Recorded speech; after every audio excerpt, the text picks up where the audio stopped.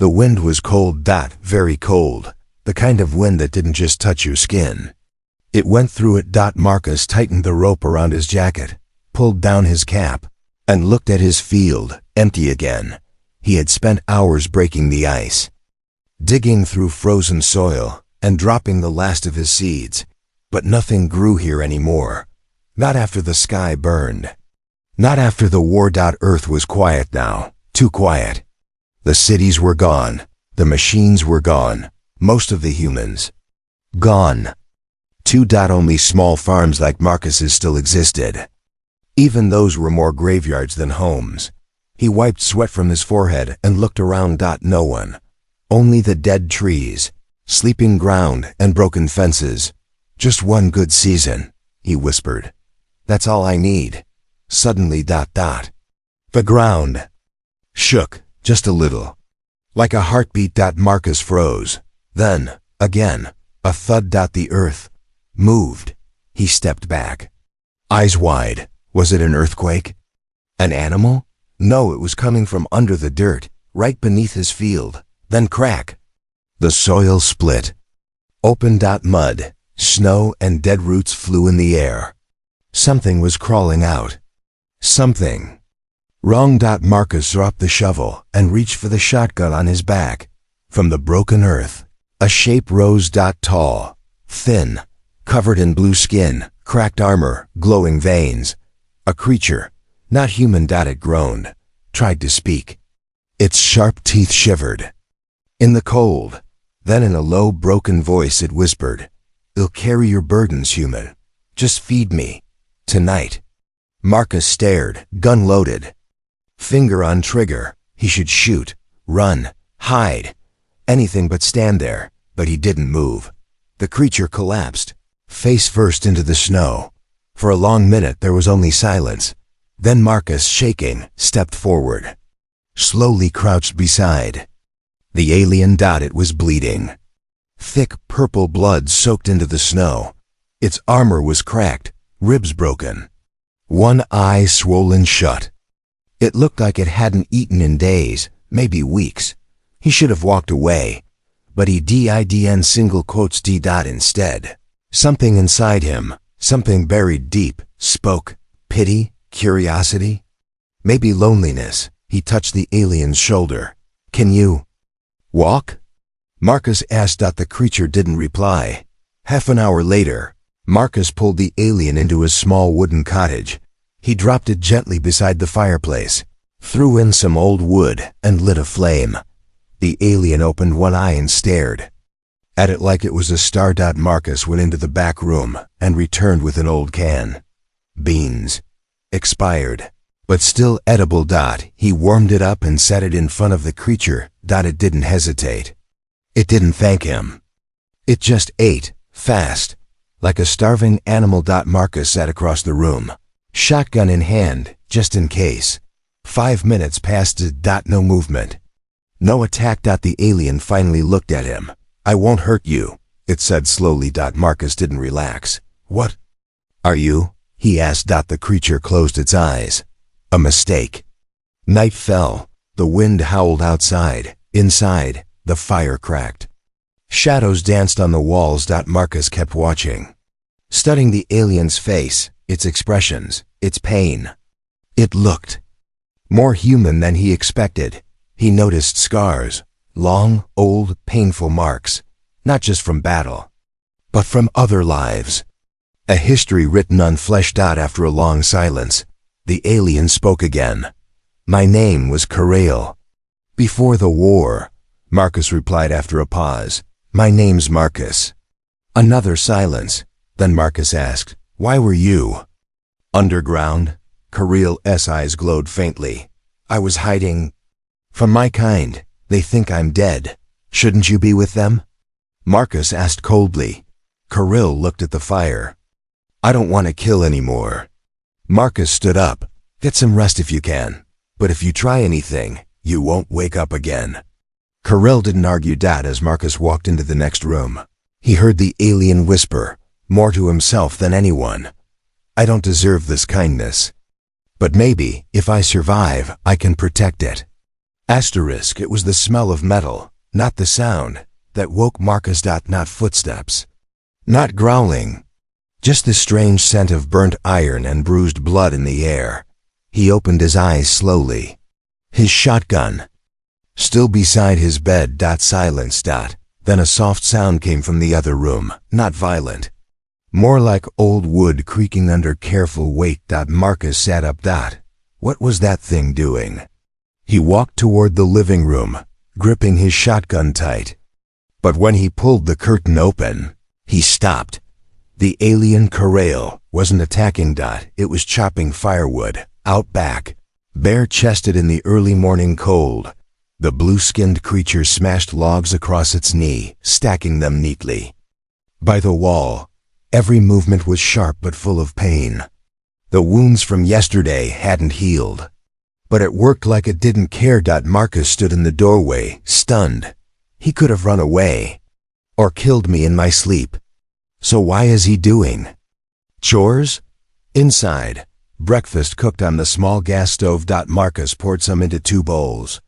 Without speaking, he walked outside and handed one to the alien. Kirill looked at the hot meal like it was gold. Why? Marcus asked. Kirill raised his eyebrow. Why what? You nearly died. I fed you, but you didn't run. No questions. No tricks. You're doing my chores like a worker. Kirill smiled weakly. A rare thing from a creature with fangs. I said I'd carry your burdens, didn't I? All day, Kirill worked. He repaired the broken fence. Carried heavy crates from the barn. Gathered dry leaves for winter insulation. Tireless, almost robotic, but not soulless. Sometimes he stared at the sky. At the gray clouds moving too fast. At the trees. At the rusted farming tools. Like he was trying to remember something. Hours passed. Evening came. Marcus sat on the porch with his old dog's collar in his hands. The dog had died during the invasion. So had his wife. So had his daughter. He didn't cry now, not anymore. But he remembered. Kirill walked past quietly, but then stopped. He looked at the collar in Marcus's hands. Was it a child? Kirill asked softly. Marcus didn't answer, but his hand tightened around the collar. Kirill spoke again. You think I don't care? That I'm just acting? That I'm waiting to strike? Aren't you? Marcus shot back cold. Kirill said nothing for a moment, then sat down on the porch steps, not beside Marcus, but close enough for his words to carry. I was born in a tank, grown, not raised. I had no mother or father, just programming. I was told humans were selfish, cruel, invaders, that every breath you took was a crime against the stars. Marcus spoke through clenched teeth. You're not wrong. Kirill looked down, but I never met one, not until now. A long silence passed. Then Marcus, voice hoarse, whispered, They landed on a school first. Kirill's shoulders stiffened. My daughter. She loved art, painted stars on every wall. She said space was beautiful, then boom. All I found was her brush, burned. His voice cracked, not from weakness, but from holding in years of silence. Kirill bowed his head. I'm sorry. I may not have fired that weapon, but I was part of the system that built it. That night, neither man nor thing slept. The hue. Fire burned low.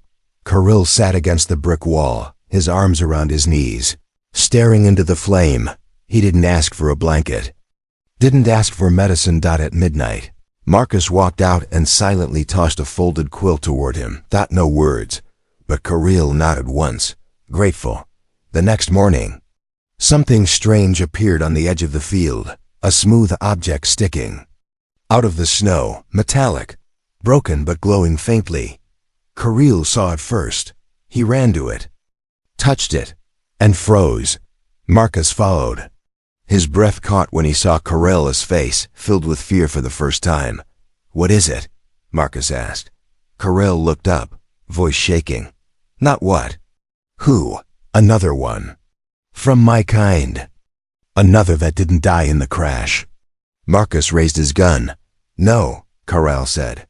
If they find me, you're in danger, Marcus. They don't want to carry your burdens. They want to finish the job.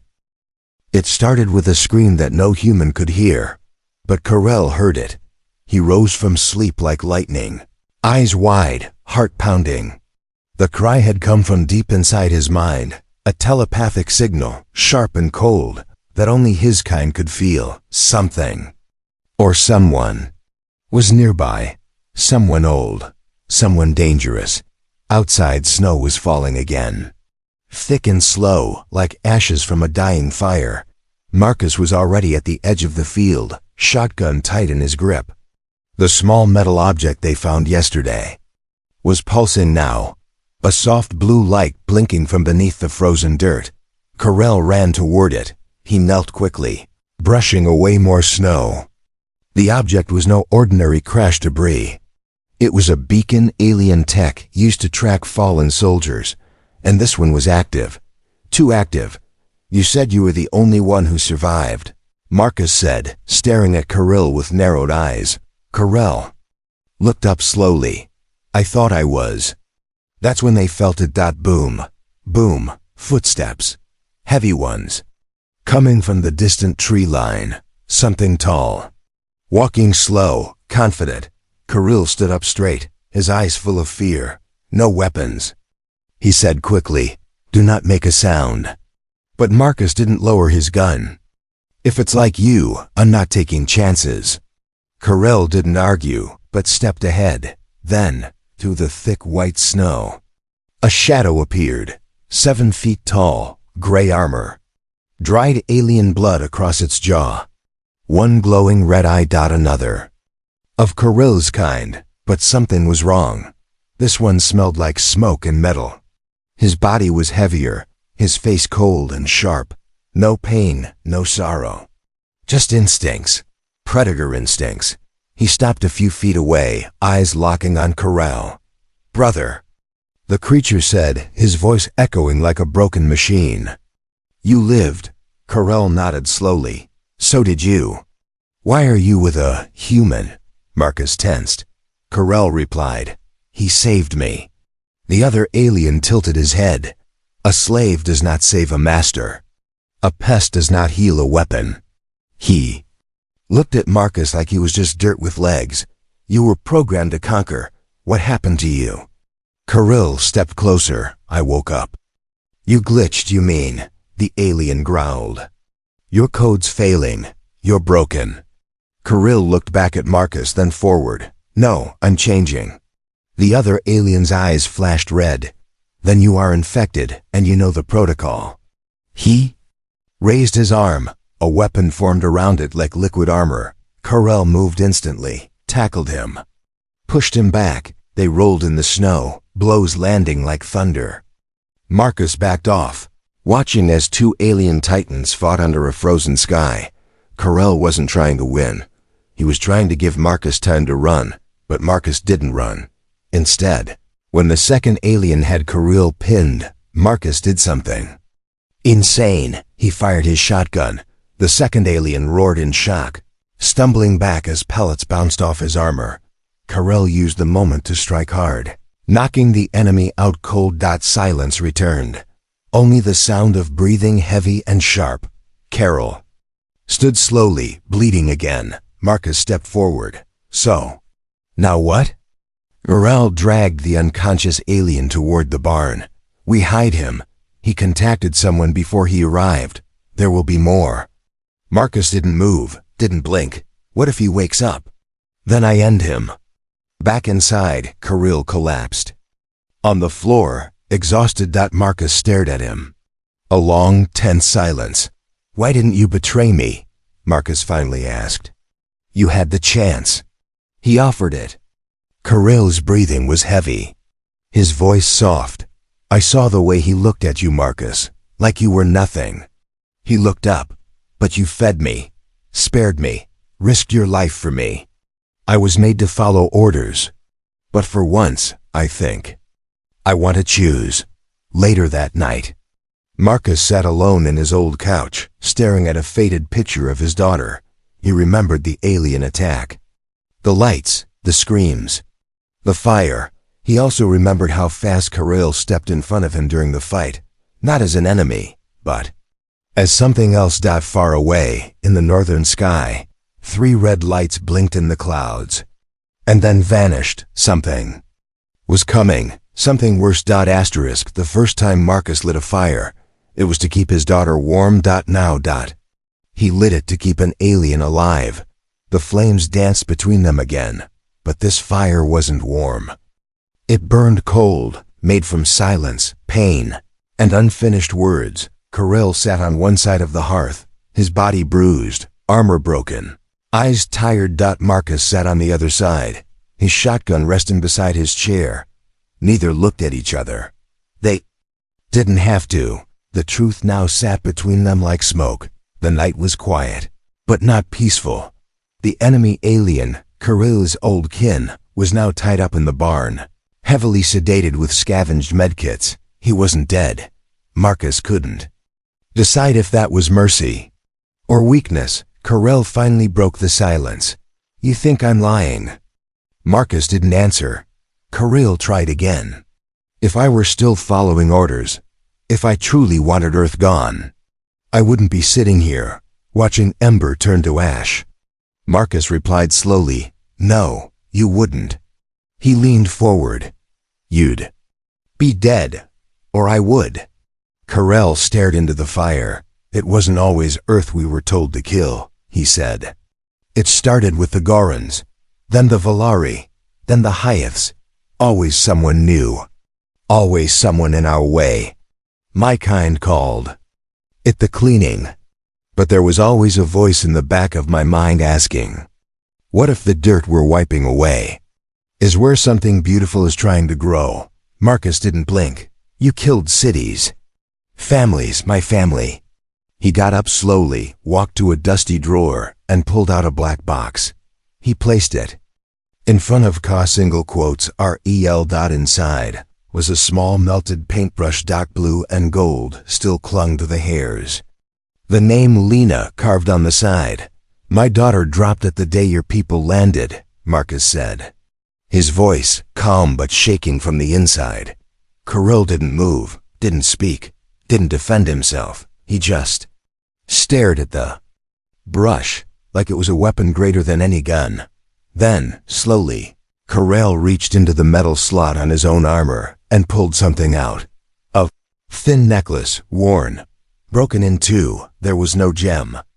Just a piece of metal with words etched in alien language.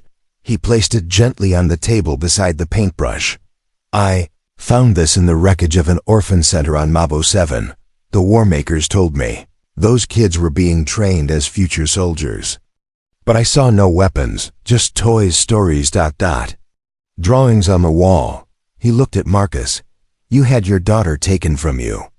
So did I. She wasn't made of my blood. But she was the only life I ever wanted to protect. I didn't save her, but maybe I can still save something." Marcus said nothing. His hand tightened. His eyes burned. Then he punched the table. Hard. Kirill didn't flinch. "I hate what you are," Marcus said. "What you were. What you came from." Kirill nodded. "So do I." Marcus stepped forward, gun raised, pointed straight at Kirill's head. A full 10 seconds of silence passed. Then Kirill whispered, "Do it, if it helps. But if I die now, you'll face what's coming alone." Marcus slowly lowered the gun. "You're not forgiven," he said. "But I need you." Later that night, thunder echoed in the clouds. But it wasn't from a storm. It was metal wings. Ships. Distant. Flashes of red across the night sky. The barn door rattled. Kirill stood on the porch, his face half lit by the firelight. "My kind has found us," he sighed. "It'll start a surveillance, then scorched earth." Marcus loaded his gun. "How soon?" "Maybe days, maybe hours." Marcus looked at the sky, then at the necklace and paintbrush still on the table behind him. He nodded once. Then, "Let's make this place harder to burn." That night, they worked together for the first time, built traps, boarded windows, connected old Earth solar panels to broken alien tech. Kirill salvaged from the buried beacon. Two builders. One from a world that was lost. One from a world still trying to rebuild. And between them, a fire neither fully trusted, yet neither wanted to put out. Blood doesn't lie, but sometimes it tries. That morning, Kirill bled more than usual. Not from battle wounds. From inside. His blue veins had started turning black. Marcus found him collapsed in the corner of the barn, coughing up a strange, thick purple liquid, not just blood, but code. Tiny glowing strands like micro wires leaking from his mouth. It's starting, Kirill said weakly. Marcus dropped beside him, confused and panicked. What is? What's happening? To you? Kirill looked up with dull eyes. The war isn't over in me, it's waking up. They got him inside. Marcus ran around, grabbing rags, tools, anything that looked like medicine, but Kirill grabbed his wrist. You can't fix me. Not with human tools. Marcus stared at him. Then what? What do you need? Kirill swallowed hard. In Sector 12, there's an old bunker. Earth scientists used it to study captured alien tech during the early war. It's been abandoned for years, but it's a I-core. Might still hold a remapping module. Marcus narrowed his eyes. And that would do what? Heal you? Kirill shook his head. No. It'll either cleanse me or kill me. They left before sunrise. Kirill wrapped in blankets. Marcus driving a beaten-up solar truck through cold, dead roads that once carried life, now just silence. 6 hours later, they reached a place that didn't belong to Earth anymore. Sector 12. The bunker wasn't hidden, just forgotten. Covered in ice, trees, and time, rusty steel doors blocked the entrance. Half-frozen skulls lay nearby. Soldiers who died trying to protect or escape what was inside. Marcus pried the doors open while Kirill leaned on a broken sign that still read, Defense Lab, Level 04 Human Genetic RK. Inside, darkness. They moved with flashlights. Every step echoed. Each room filled with abandoned terminals, shattered glass, and leftover experiments. They studied your kind here? Marcus whispered. Kirill nodded, pain in his steps. And mine studied you. In worse ways. In the deepest chamber, they found it. A glowing pod. Slim. Still alive. Beating like a heart. It scanned Kirill and reacted instantly, recognizing his DNA. Even after he turned on his creators, the machine blinked. Warmaker class unit. Detected. Status. Code Delta Traitor. Kirill smiled weakly. At least they remember me.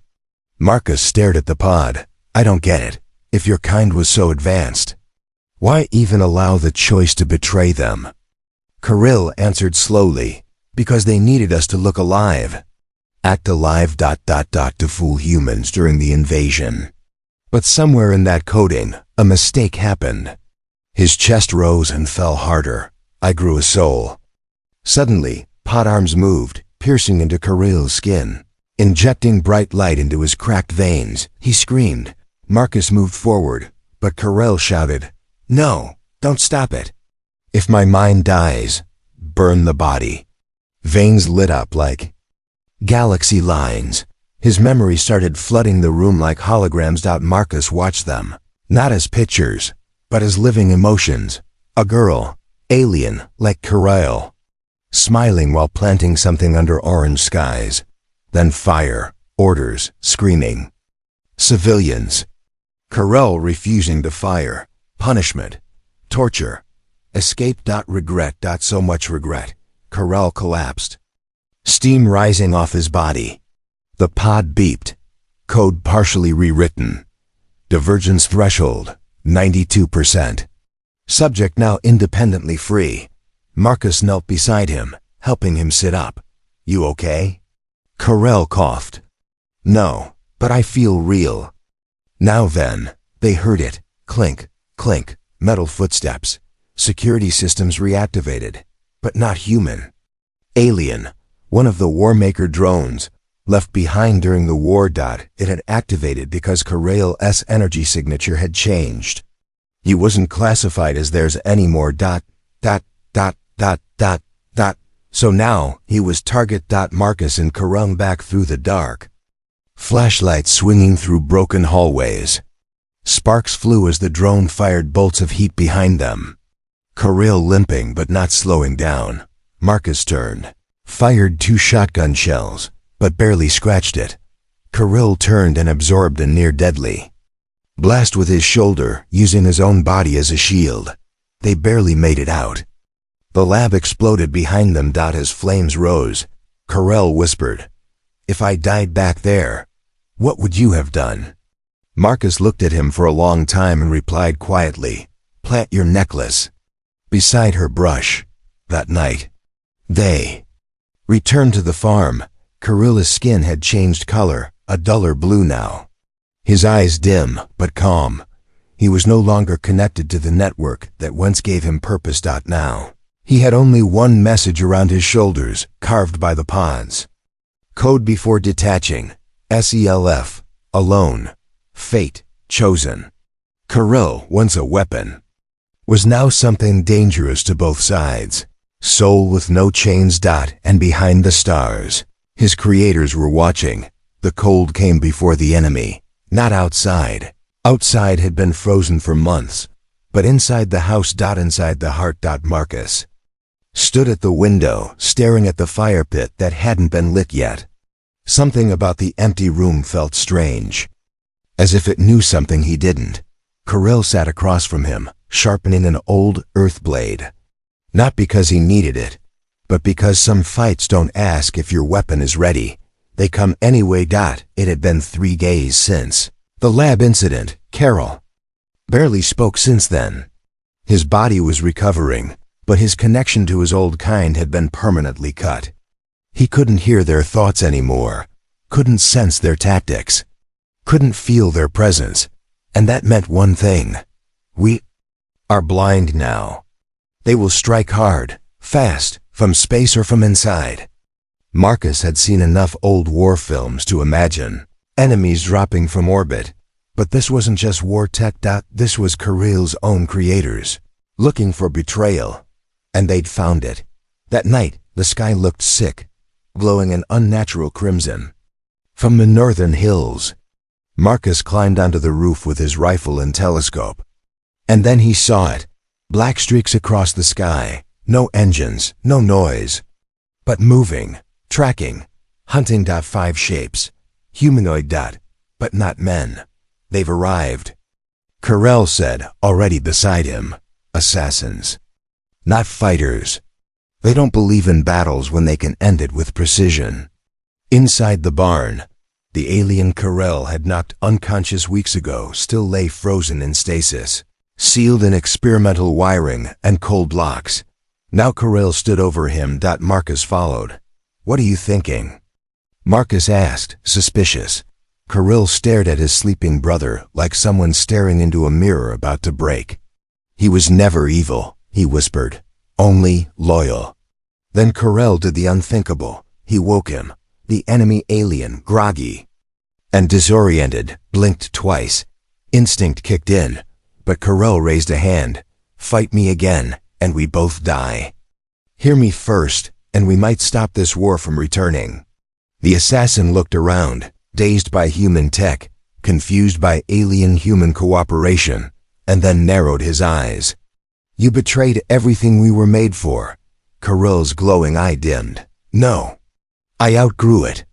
Then Marcus stepped forward. His tone brutal, cold, direct. "You're going to help us, or you're going to die in this barn. Pick fast, we don't have time." Outside, the traps were set. Salvaged alien tech plus earth engineering. Plasma. Wires buried in snow sound mines fixed to old baby monitors, an auto turret powered by Karail's backup battery, and in the center, the farmhouse acting as bait. The plan was simple. Let them come and burn them on arrival. As the snow began to fall again, Thicker than ever, Marcus and Kirill stood side by side in the cold. "This your idea of a warm heart?" Marcus asked, half smiling under his scarf. Kirill adjusted the blade on his arm and replied quietly, "Even frostbite stings less than being alone." And then boom. Soft impacts. Like wolf paws on ice. They were here, 5 of them, moving like ghosts. No heat, no sound. Only Kirill saw the faint vibes in the air where they moved too fast for Earth eyes. The battle was silent at first. Tripwires snapped, plasma mines flared, one assassin exploded. But the rest came faster. Marcus shot one mid-air with perfect aim. Kirill leapt from the top window, tackling another mid-teleport, driving the blade into its core. The enemy wasn't prepared for resistance, wasn't prepared for a hybrid plan, part human chaos, part alien precision. But then, the third assassin grabbed Marcus by the throat. Flung him across a wall. Breath knocked out. Vision blurry. He saw the blade rise, then nothing. But he heard it. One final roar, not from hatred, from choice. Kirill had taken the blade instead. Deep, right below the ribs. He bled bright, not purple, but white fire, glowing like the sun. The inhibitor pod from Part 5 had changed. More than just his mind. Kirill crashed to one knee. Dying. But standing. Marcus crawled to his shotgun. Fired once, twice, 3 times. Finished the assassin, then ran to Kirill's side. No, you're not dying now. Not like this. Kirill stared at the sky. The snow falling on his face. And then whispered, "This fire we built together. I don't want it to fade alone." He pressed a small device into Marcus's hand. An alien crystal, pulsing. Final gift. "It holds my memories, my codes, my soul, if anything of it's real. Planet, anywhere." Then, with a final breath, Kirill smiled sincerely. "Tell her, thank you." And he was gone. The snow stopped. The warships didn't come. The rest retreated. And Earth, for one more day, was quiet. Even the coldest winter ends. It just doesn't tell you when. 1 year later, the field behind Marcus's house wasn't empty anymore. Where frozen dirt once stood, green was returning, not fast, not thick, but stubborn, like a memory that refuses to fade. And in the middle of that field, was something glowing. A small tree. Thin, alien, with white-blue leaves reaching toward the sun. The bark shimmered like metal in the morning light. It wasn't from Earth. Not fully. And Marcus watered it every day. People came from miles away to see it. Some whispered it was sacred. Others feared it. But Marcus only said one thing. It's Kirill's seed. Let it grow. Inside his cottage, the old table was still there, still scratched, still full of memories. Kirill's old blade hung on the wall, near his daughter's melted paintbrush. 2 worlds. One story. No longer enemies. Just. Gone people. Leaving pieces behind. The alien war never returned. Not in the same way. After the masked assassins failed and Kirill gave his life, something shifted in the Empire that made him. No more scouts. No more warning signals. Just silence. Maybe it was fear. Maybe it was respect. Or maybe even they didn't expect a traitor's memory to become a signal. Because Kirill's final gift, the glowing crystal pressed into Marcus's hand before he died, had done more than preserve memories. It had sent a message through old cords. Broken tech and forgotten signals spread across the stars. It didn't say, "We're fighting." It didn't say we won. It only said, humanity can love. Feed them once, and they'll carry more than weapons. They'll carry your soul. And someone heard it, weeks after Kirill's tree bloomed. A craft landed beyond. The hills. Quiet, no guns, no smoke. 3 aliens stepped out. Not war makers, but a new kind, small, curious, without armor. Their faces confused by snow. Marcus met them with his shotgun slung low. The aliens raised a piece of light crystal. and played a voice he remembered. Greetings. If you are listening to this, then I am dead, but don't fear. That means I chose right. It was Ka single quotes, R-E-L. His voice calm, measured. There was one man, a farmer, who should have killed me, but didn't. Instead, he taught me warmth and cold silence. He planted my last wish in the earth. If you're looking for peace, start there. The aliens left in peace, carrying samples of the soil.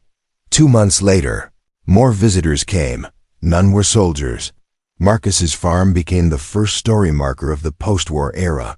A school was built, greenhouse. A small statue of Corral, not holding a weapon, but a shovel, and next to him, the metal plate from Lena's paintbrush. The caption below read, "She painted stars. He carried the sky. Together, they planted tomorrow." Marcus, now older, sat under the glowing tree each morning. It still shimmered, warm. To the touch, he didn't speak much now, but when the younger kids asked him if Corral was real, or just a story, he would point to the tree and say, "Once, I thought the visitor in my field was a monster. Turned out, he was the reason I believed in people again."